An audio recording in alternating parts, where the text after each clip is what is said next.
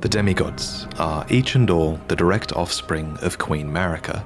There was Godwyn, Morgott, Mohg, Radahn, Rykard, Ranni, Miquella, and Malenia, Blade of Miquella. Malenia, Blade of Miquella. Malenia, Blade of Miquella. And Malenia. Not again. All of these demigods had fallen from grace by the time the shattering occurred. But in this video, I want to mostly talk about the origins of these characters, who these demigods were before the fall. And some of these demigods fell a long way indeed. Before he became this unsightly mess, Godwyn the Golden was quite the heroic figure. He was born of the promising union between Lord Godfrey and Queen Marika, and he achieved great renown for his bravery in one of their wars at least, the War of the Ancient Dragons. This war began when Gransax, a great ancient dragon, rained calamity down upon Leyndell, marking the only time in historical record that Leyndell's walls had fallen. It's not clear why Gransax first attacked, but fortifying themselves against lightning, the Knights of the Erdtree weathered his assault and Gransax was defeated. However, this was only the beginning, and a bitter war against the ancient dragons was to follow. During this war, the Erdtree Sentinels had an epiphany that the only way to truly protect the Erdtree was to become dragons themselves. And so, despoiling the corpses of their foes, the grotesque Sentinels served the Erdtree, but fought with the claws of the enemy instead. In the end, the ancient dragons were routed once again. In a graveyard of swords by the Stormcaller Church, the end of the war is commemorated. Here, we learn that during battle, Godwyn the Golden defeated Fortisax, called the mightiest dragon of them all. However, he did not kill Fortisax. Instead, he befriended him. And it was in this act that the powers of the ancient dragons truly became a part of Leyndell. After all, only those loved by dragons can survive the ordeal of cladding their bodies in lightning. So, from an unlikely friendship, an ancient dragon cult was born in the capital city, and the Knights of Leyndell learned to worship the dragons and wield their lightning. Lanciax, sister of Fortisax, even took human form to better commune with the knights.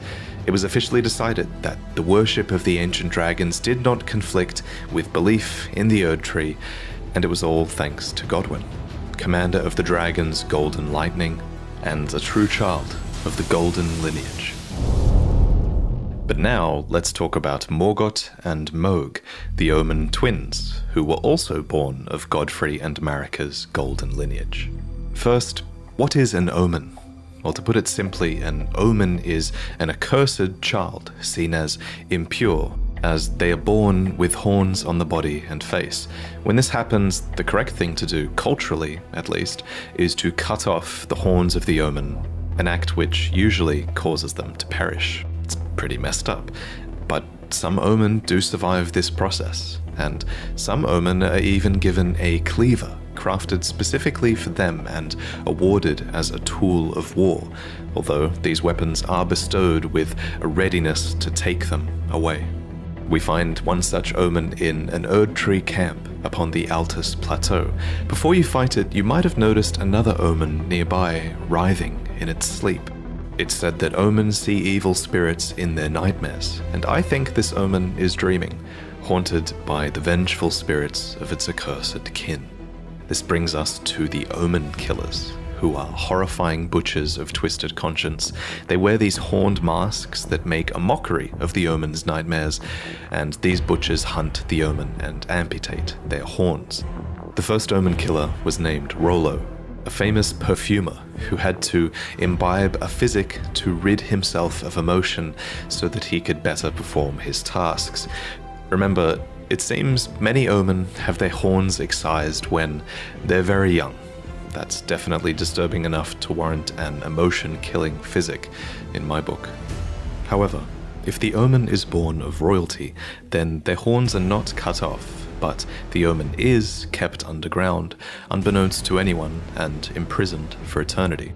By way of example, you would have seen all kinds of omen confined to the sewers beneath Leyndell. But Why are omen considered to be accursed in the first place? Some of them are clearly intelligent, so what's inherently wrong with being born with horns and great strength? Well, it's important to remember, I think, that this curse might only really exist in the context of the Golden Order. After all, those afflicted with omen horns are not able to return to the Erd Tree for rebirth, and are said to be born outside of its grace. But why does the Golden Order disavow the omen, then? Well, it's hard to say for sure, but my working theory is that it's to do with the Crucible. According to this ancient incantation, horns were once an aspect of the Erd Tree's primordial crucible, where all life was once blended together. And with the exception of a couple of Crucible nights in and around Leyndell, we know that the Golden Order has started to distance itself from most things that touch upon the Crucible. While things like horns, knots, feathers, and scales once grew on the human body and were considered signifiers of the divine, now they are disdained as impurities as civilization has advanced. We learn this from the knot, scale, and feather talismans, all of which are guarded by omen, or dropped by omen killers, no less. Unfortunately for the Order of the Erd Tree, these once divine impurities seem to crop up in some births, whether they like it or not. Almost like it's a genetic trait, as if it touches upon the Crucible at the root of the Erd Tree. And so you have to ask, is it really a curse to be born as a graceless omen? Well, as with most curses in these games, I think that depends on your perspective. In any case, Mohg and Morgott were omen royalty, and thus they were born into a wretched mire far below the earth, horns and all. Here they were kept under the strictest confinement. Each of them were bound with charmed shackles that were covered in roots or thorns and bathed in golden magic. It seems very few people were supposed to know that they even existed. Morgott, for his part, renounced and despised his accursed omen blood, but his brother Mohg embraced it. Deep underground, Mohg stood before an outer god, a being called the Formless Mother, who craves wounds, a being capable of bestowing power upon accursed blood. In this moment, Mohg's accursed blood erupted with fire, and he became besotted with the defilement that he was born into. Here, deep below the earth, he would go on to build a dynasty of blood in reverence of a mother, something it seems he never truly had. As for Morgott, he was born into the same accursed fate as his twin brother, but despite not being blessed with grace, he loved the Erd Tree all the same, and even took it upon himself to crawl out of the sewers and become the Erd Tree's protector when the Erd Tree needed him most. In the end, he rightfully became the Omen King and Lord of Leyndell. Omen or not, he was, after all, born of Godfrey and Marika's golden lineage. Of course, the marriage between Godfrey and Marika would be ended, and before long, Marika remarried with another man, a champion named Radagon, who Marika calls her other half. He became second Elden Lord and the king consort, but he also brought with him 3 children from a previous marriage that he had had with a Carian queen named Rennala. These children were Ranni, Rykard, and Radahn, and they all became Demigod stepchildren after Radagon's reunion with Queen Marika. Possessed of his father's flaming red hair, Radahn was fond of its heroic implications and considered himself to be born of a great champion. Yet he also looked up to another man, Godfrey, the first Elden Lord, Queen Marika's first husband and the Lord of the Battlefield. But Radahn wasn't just the son of Radagon and an aspiring lord of the battlefield, he was also the son of Rennala, who was head of the Academy of Raya Lucaria and Queen of Caria. So as a Carian royal, inclined towards sorcery, Radahn bent his will towards mastering gravitational magics. Rock sling, gravity well, collapsing stars, these techniques were taught to him in Sellia, the town of sorcery, all so he would never have to abandon his beloved but scrawny steed. That said, before long, his powers would be put towards a more cosmic purpose than simply allowing him to ride his own horse. Radahn was taught gravitational magic by an Alabaster Lord, a member of a race of ancients with skin of stone who was said to have risen to life when a meteor struck long ago. And when his lessons were complete, Radahn uttered these chilling words. "Thank you for your tutelage. For now, I can challenge the stars." And of course, he did conquer the stars, and the very constellations would be halted by his strength. But of course, you kind of have to ask, why? Why was it necessary to conquer the stars in the first place? Well, I have a couple of theories. Theory one is that it was done in self-defense. After all, according to the sword gravestone, Radahn was protecting Celia. What's more, gravitational magic has destructive power, and many gravitational beasts are proof of that destructive power. A being named Astel had even come down to the lands between in the past and destroyed a place called the Eternal City. What's more, Celians are descendants of the Eternal, positioned right above the Eternal City underground, so there is an argument to be made for Radahn purely defending Celia for some reason here. But it's possible for Radahn to have fought in this conflict and to have made the first move as well. So this is theory 2, that Radahn conquered the stars as a preventative measure in service to the greater will. According to a set of astrologer items, the night sky cradles fate. There's even a banished sect of people called the Nox, who live deep below the earth in eternal anticipation of the coming age of stars and their Lord of Night. Long ago, these people invoked the ire of the greater will, so it would make sense that those in service to the greater will might have sought to arrest the stars and put an end to this fate. What's more, Radahn was just a huge fanboy of Godfrey, and he seems to have more loyalty to the Erd Tree than to the moon. Finally, the telescope item description says that the fate once writ in the night skies had been fettered by the Golden Order. So surely this is referencing Radahn's actions, and it levels the blame at the Golden Order. But putting Radahn's motivations aside, it's a fact that the stars were held back, and that this had great consequences for many, especially for the rest of his Carian royal family. Let me explain. The fate of the Carian royal family is guided by the stars, as is the fate of Lady Rani, first heir in the Carian royal line. But General Radahn is the conqueror of the stars, who stood up to the swirling constellations, halting their movement in a smashing victory. And so, if General Radahn were defeated, the stars would once again resume their movement, as would Lady Rani's destiny. Lunar Princess Rani was the daughter of Radagon and Renala, and sister to Radahn. Interestingly, if you look at her true body atop the Divine Tower, it looks like she might have also inherited the red hair of Radagon. Cool detail. But unlike her brother, Radahn, she quite clearly took after her mother more, who was Renala, head of the Carian royal family. The House of Caria has this storied history, one that seems to go way back to the astrologers. In the Carian Manor, we find one of their treasures, the Sword of Night and Flame. It reads, "Astrologers who preceded the sorcerers established themselves in mountaintops that nearly touched the sky and considered the fire giants their neighbors. Renala herself was an astrologer, always chasing the stars in her youth. Then she met the full moon, and in time, the astrologer became a queen, establishing the House of Caria as royalty." Caria appears to have a matriarchal hierarchy, with multiple princesses and Carian knights that serve as their retainers. Now, however, there is only one princess, Rani, daughter of Renala. And at the time of her birth, she would have been set to inherit quite a lot of power indeed, for the Carian royal family was at its height, and her mother was not only queen, she was also head of the Academy of Raya Lucaria, having bewitched them with the enchanting power of the full moon.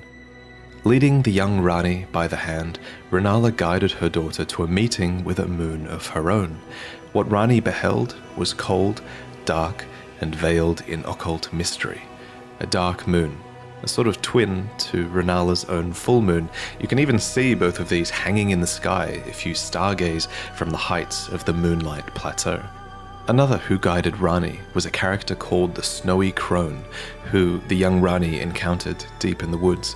When you look at Rani, it's actually the likeness of this snow witch that you're seeing, as the doll that now houses Rani's soul was modeled after her, probably as a sign of respect.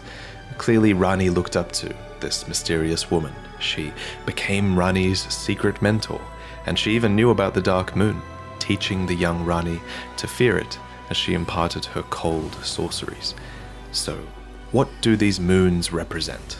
That's just a theory, but I think the moons kind of act as guides. The lost black moon of Noxtella, for example, was the guide of countless stars. What's more, Rani and Renala were heavily influenced by their moons. Renala's moon bewitched the academy that she became the head of, and Rani's dark moon, for its part, also imparts wisdom and leads a voyage in the Age of Stars ending. They could even be outer gods. And yet, for all of this guidance, Caria and Leonia as a whole have experienced steep decline.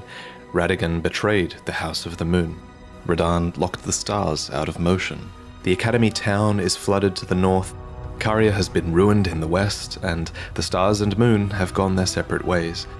Nevertheless, Rani, last princess of Caria, remains, carefully setting new plans into motion.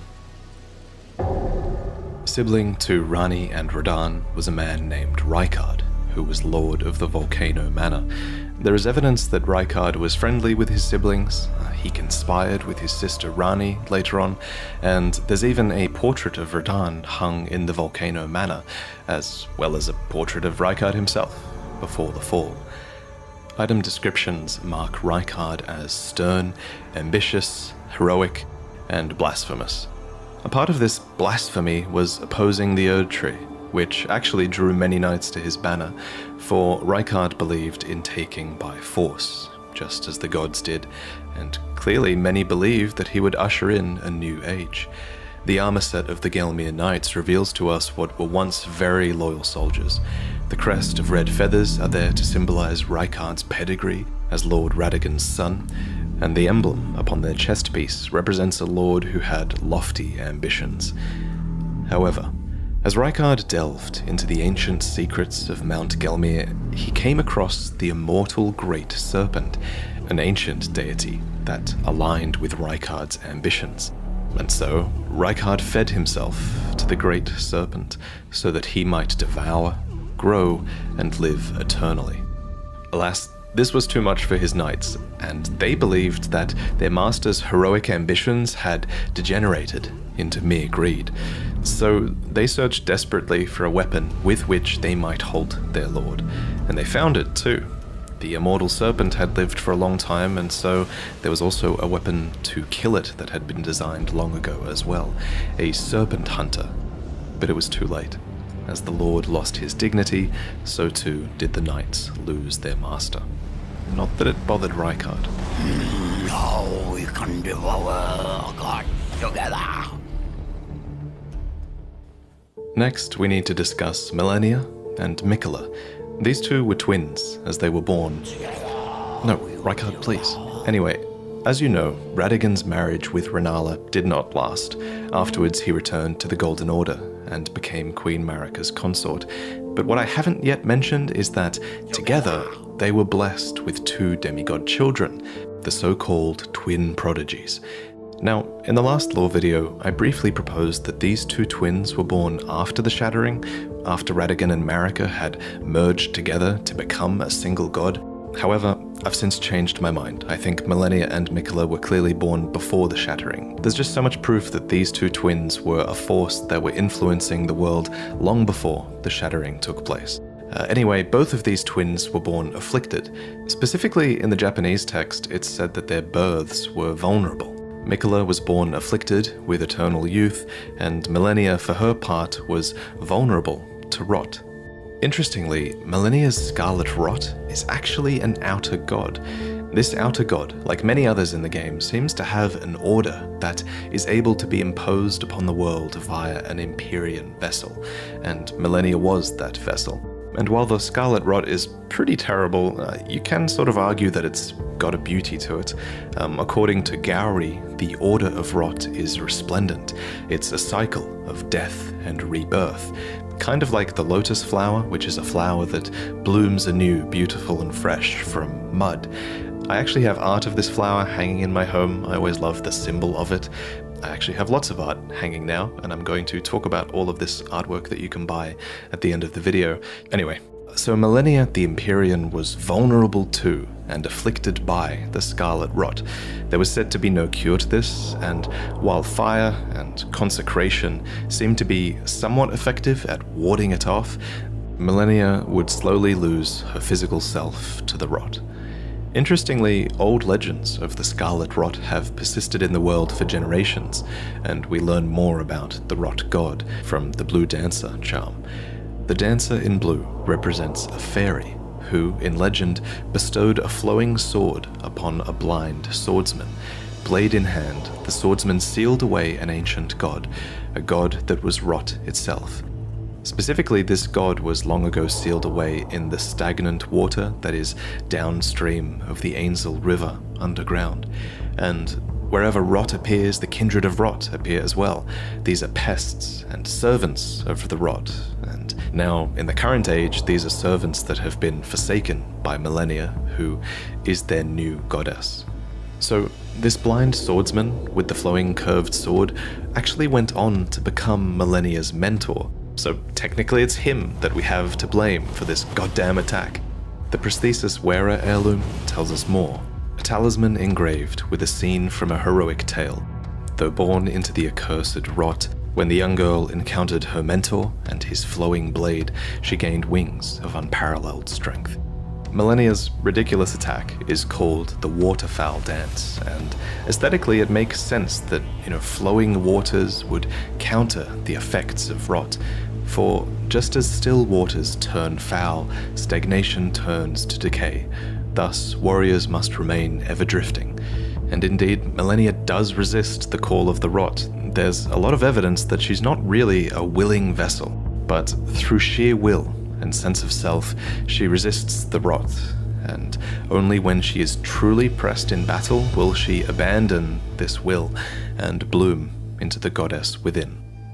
Millennia's first bloom was during her fight against Radahn, and releasing her scarlet rot was a last-ditch effort that would forever taint the land of Caelid and cripple Radahn. So whatever she was fighting for in this fight against Radahn, somehow it was worth this terrible act. In general terms, at least, it's clear that Millennia was fighting for her brother. Apart from the times where she relapses into being the goddess of rot, she is known as the Blade of Miquella. She actually goes to great lengths to tell you this. I don't know if you heard.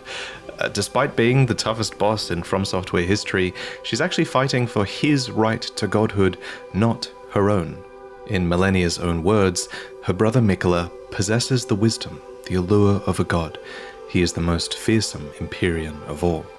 For his part, Miquella did a lot to earn his sister's dedication, not the least of which was inspiring her armor and a prosthetic of unalloyed gold. And it's not just his sister that loved Miquella, many people did. The Bewitching Branch is an item that you can use to turn enemies into temporary allies, and it reads, "Indeed, he has learned very well how to compel such affection." For his father Radagon, Miquella fashioned and gifted to him a fundamentalist incantation called Triple Rings of Light.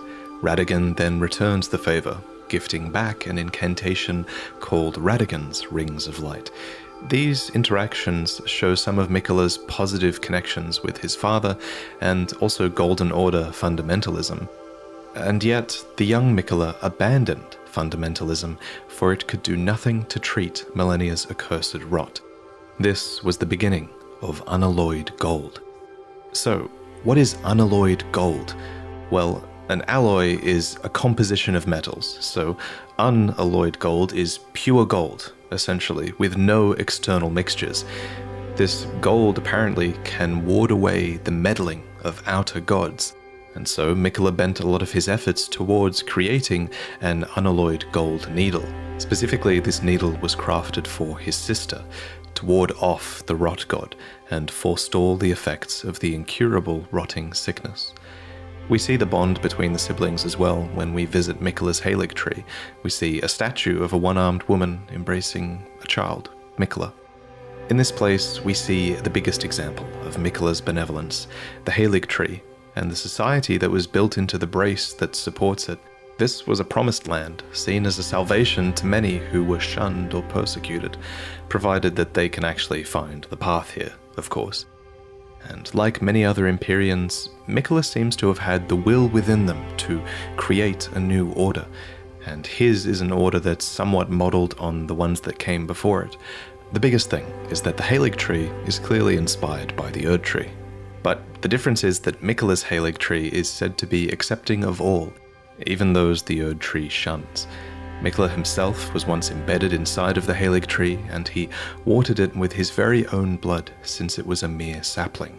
Tragically, however, he was ripped out of this womb during the shattering, and his Halig tree ultimately failed to grow into an Erd tree, becoming a misshapen husk instead.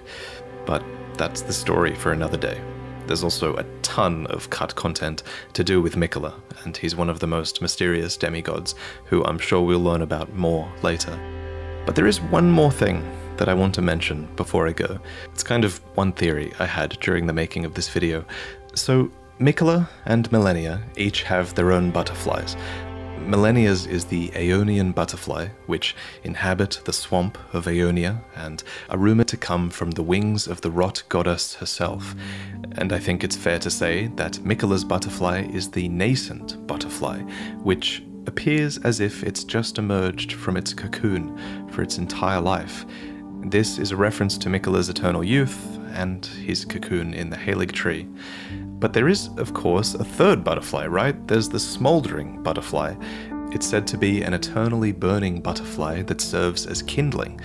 Now bear with me, but it's my theory that this butterfly is a reference to Melina, who the Blade of Calling calls the kindling maiden and the one who walks alongside flame. This might suggest that Melina is a sibling to Malenia and Miquella. Again, that's just a theory, but what I really want to talk about here is that, at the very least, Melina is almost certainly the daughter of Marika. We learned this a long time ago from looking at her name in the game's files, and we can further infer it from her dialogue, as she has a few lines that refer to mothers and one that says that she was born inside the Erd tree. So, her being the daughter of Marika is also just a theory, but this one is much more concrete than the butterfly one. Although the reason I like the butterfly theory is that it gives us a hint as to who Melina's parents might have been. Her parents would have been Radagon and Marika, which is to say Marika herself alone, I guess, because Radagon is Marika. Honestly, Melina as a character has only become more mysterious since the game was released, and I'm really only scratching the surface with this theory.